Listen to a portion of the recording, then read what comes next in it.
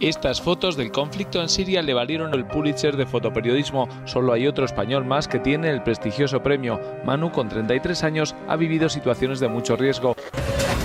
Los equipos de rescate que trabajan en el Rana Plaza, el edificio que se derrumbó el pasado 24 de abril cerca de Daca, cobrándose la vida de más de 1 millar de personas, han anunciado este viernes por la tarde que han encontrado a una mujer que todavía respiraba entre los escombros. La segunda noticia de la cual nos enteramos hace unos minutos es que las cámaras de seguridad, las cámaras de videovigilancia que se encontraban alrededor del domicilio en donde fueron asesinados Rubén Espinosa. Refugiados sirios siguen llegando en masa a la isla griega.